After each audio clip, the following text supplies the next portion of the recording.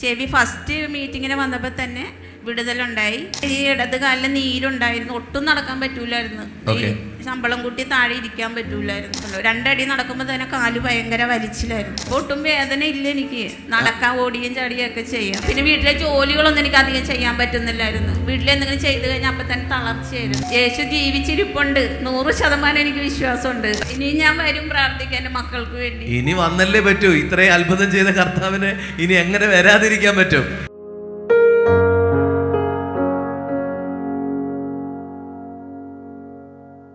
ഇന്ന് യേശു ചെയ്ത അത്ഭുത സാക്ഷ്യത്തെ വിവരിക്കുവാൻ നമ്മളോടൊപ്പം ഇവിടെയുള്ളത് വൈപ്പിനിൽ നിന്നുള്ള ഗീത ആൻറ്റിയാണ്.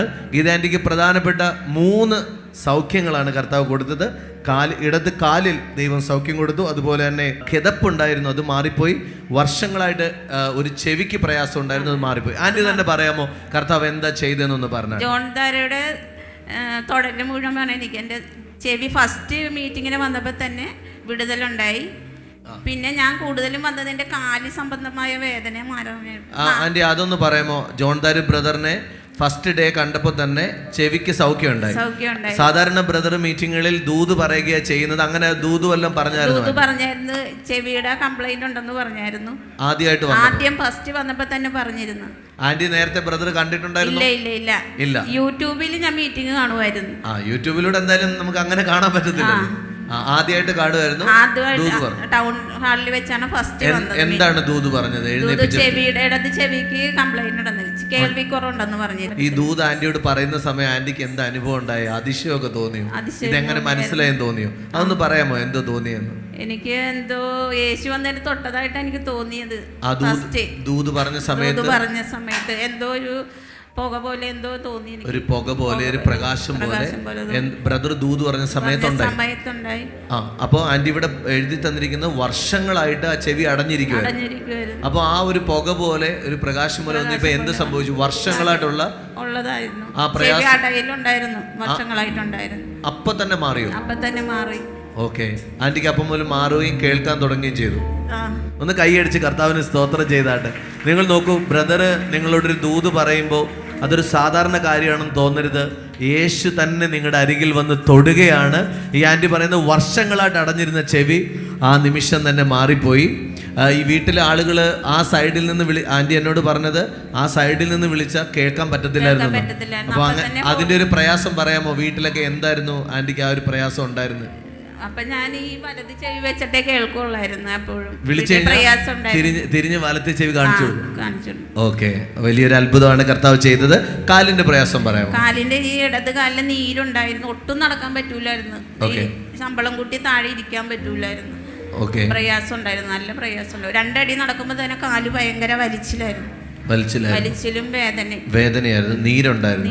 അതായത് 4 വർഷമായിട്ടാണ് ആ പ്രയാസം ഉണ്ടായിരുന്നു. ഹോസ്പിറ്റലിൽ പോയില്ല, ഞാൻ പിന്നീട് പോകാന്നൊക്കെ ഓർത്തിരുന്നു. പക്ഷേ അങ്ങനെയാണ് ഇവിടെ പ്രാർത്ഥനയ്ക്ക് വന്നത്. ആന്റി എന്നോട് പറഞ്ഞത് നടക്കുമ്പം ഈ കാല് വലിച്ചാണ് നടക്കുന്നത്. അതൊന്ന് പറയാമോ? അങ്ങനെ നടക്കുമ്പം വീട്ടിലുള്ളവരൊക്കെ ചോദിക്കത്തില്ലേ എന്ത് പറ്റിയെന്ന് ചോദിച്ചിട്ടുണ്ടോ? മറ്റുള്ളവരൊക്കെ ചോദിച്ചിട്ടുണ്ടോ? ചോദിക്കും. അപ്പൊ ഞാൻ പറഞ്ഞു ഇങ്ങനെ ഞരമ്പിന്റെ വേരിക്കോസിന്റെ പ്രയാസമാണെന്നാണ് ഞാൻ ഓർത്തത്. ഓക്കെ, അങ്ങനെയായിരുന്നു. ആ നീരും പ്രയാസവും ഉണ്ടായിരുന്നു. ഓക്കെ, അപ്പൊ ഇവിടെ വന്നപ്പോ എന്താ സംഭവിച്ചെന്ന് പറയാം? ഇപ്പൊ ഒട്ടും വേദന ഇല്ല എനിക്ക്, നടക്കാൻ ഓടിയും ചാടിയൊക്കെ ചെയ്യാം. ആ പ്രേയറിന് വന്നപ്പോ എന്താ സംഭവിച്ചത്? ബ്രദർ കൈവച്ച് പ്രാർത്ഥിച്ചായിരുന്നു. ഞാൻ പറഞ്ഞു എനിക്ക് കാലിന്റെ പ്രയാസം ഉണ്ടെന്ന് പറഞ്ഞിരുന്നു. ഓക്കെ, ആ സമയത്ത് പ്രാർത്ഥിച്ചപ്പോ എന്ത് സംഭവിച്ചു? 3-ാമത്തെ ആഴ്ച വന്നപ്പോ കംപ്ലീറ്റ് ആയിട്ട് മാറി. ശരിക്കും മാറിയത് 3-ാമത്തെ ആഴ്ച മീറ്റിങ്ങിന് വന്നപ്പോൾ കാലിന്റെ മാറിയത്. ഒന്ന് കൈയടിച്ച് കർത്താവിനെ സ്തുതിച്ചാട്ടെ. ആന്റി അതിന് ഇടയ്ക്ക് പറഞ്ഞത് നിങ്ങൾ ശ്രദ്ധിച്ചോന്ന് അറിയത്തില്ല, ഇപ്പൊ നടക്കുകയും ഓടുകയൊക്കെ ചെയ്യും. കഥപ്പും ഉണ്ടായിരുന്നു, ഇപ്പൊ അതൊന്നുമില്ല, ഒരു പ്രയാസവും ഇല്ല. ഒന്ന് കൈയടിച്ച് കർത്താവിനെ സ്തുതിച്ചാട്ടെ. ആമേൻ. 4 വർഷമായിട്ട് വേദന നിമിത്തം കാല് വലിച്ചുകൊണ്ട് നടന്നിരുന്ന ഒരു ആന്റിയാണ് നമ്മുടെ മുമ്പിൽ ഇരിക്കുന്നത്.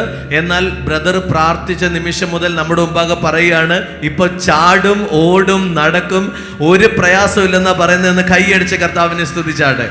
അതിന്റെ ഇടയ്ക്ക് ഒരു സാക്ഷ്യം കൂടെ പറഞ്ഞു, കിതപ്പുണ്ടായി. പിന്നെ വീട്ടിലെ ജോലികളൊന്നും എനിക്ക് അധികം ചെയ്യാൻ പറ്റുന്നില്ലായിരുന്നു. വീട്ടിലെന്തെങ്കിലും ചെയ്ത് കഴിഞ്ഞാൽ അപ്പൊ തന്നെ തളർച്ചയായിരുന്നു. പക്ഷെ ഇപ്പൊ മീറ്റിങ്ങിനെ കണ്ടിന്യൂസ് ആയിട്ട് എന്നെ കൊണ്ട് ഒരു കുഴപ്പമില്ല, എനിക്ക് ഒരു കുഴപ്പമില്ല. ഒന്ന് കൈയടിച്ച് കർത്താവിനെ സ്തുതിച്ചാട്ടെ. മേജറായിട്ടുള്ള 3 സാക്ഷ്യങ്ങളാണ് ഈ ആന്റിക്ക് നമ്മളോട് പറയാനുള്ളത്. തൻ്റെ ഇടത് കാല് ദൈവം 4 വർഷമായി വേദനയിലിരുന്നു. എന്നാൽ ജോൺ ബ്രദർ പ്രാർത്ഥിച്ച നിമിഷം തന്നെ ചാടാനും തുള്ളാനും ഒക്കെ കഴിയുന്ന വിധത്തിൽ ദൈവം സൗഖ്യമാക്കി എന്നാണ് പറയുന്നത്. അതുപോലെ തന്നെ ഇടത് ചെവി അടഞ്ഞിരുന്നു. കർത്താവ് പൂർണ്ണമായിട്ടും, ആൻറ്റി ആരെങ്കിലും വിളിച്ചു കഴിഞ്ഞാൽ വലത്തെ ചെവി കൊണ്ടായിരുന്നു കേൾക്കാൻ ശ്രമിച്ചിരുന്നത്. എന്നാൽ ഇപ്പോൾ ആ സ്ഥിതി മാറി. ഇപ്പൊ ഒരു കുഴപ്പമില്ല. ആമേൻ. പൂർണ്ണമായിട്ട് പൂർണ്ണമായിട്ട് മാറി. ഇനി ഞാൻ വരും പ്രാർത്ഥിക്കാൻ മക്കൾക്ക് വേണ്ടി. ഇനി വന്നല്ലേ പറ്റൂ. ഇത്രയും അത്ഭുതം ചെയ്ത കർത്താവിന് ഇനി എങ്ങനെ വരാതിരിക്കാൻ പറ്റും? ആമേൻ. ഞാൻ ഈ ആൻറ്റി സാക്ഷ്യം പറയുമ്പോൾ പറഞ്ഞു, ഇന്ന് ആൻറ്റിയുടെ സാക്ഷ്യം കേൾക്കുന്ന അനേകർ ഈ കർത്താവിൻ്റെ അത്ഭുതമുള്ള ജീവൻ അനുഭവിക്കാൻ പോവാന്ന് പറഞ്ഞു. അതിനിടയിൽ ഒരു വാക്ക് ചോദിക്കട്ടെ ആൻറ്റി? ഈശ്വരവിശ്വാസമുള്ള ഒത്തിരി ആളുകൾ നമ്മുടെ സമൂഹത്തിലുണ്ട്. പക്ഷെ ഒരു അത്ഭുതം തങ്ങളുടെ ജീവിതത്തിൽ ചെയ്യുമെന്ന് അവർ വിശ്വസിക്കുന്നില്ല. എന്നാൽ യേശുവിൻ്റെ അടുക്കൽ വന്നപ്പോൾ, യേശു എന്ന ജീവിക്കുന്ന ദൈവത്തെ പറ്റി ഇന്ന് ആൻറ്റിയെ പോലെ വേദനയിൽ ഇരിക്കുന്നവരോട് എന്താ പറയാനുള്ളത്? യേശു ജീവിച്ചിരിപ്പുണ്ട്, 100% എനിക്ക് വിശ്വാസമുണ്ട്. ആമേൻ. ഒന്ന് കൈയടിച്ച് കർത്താവിനെ സ്തുതിച്ചാട്ടെ. പ്രിയപ്പെട്ടവരെ, ഈ ആൻറ്റി നമ്മളോട് പറയുന്നത് യേശു ജീവിച്ചിരിക്കുന്നു. ആൻറ്റി ദൈവം സഹായിക്കട്ടെ. God bless you.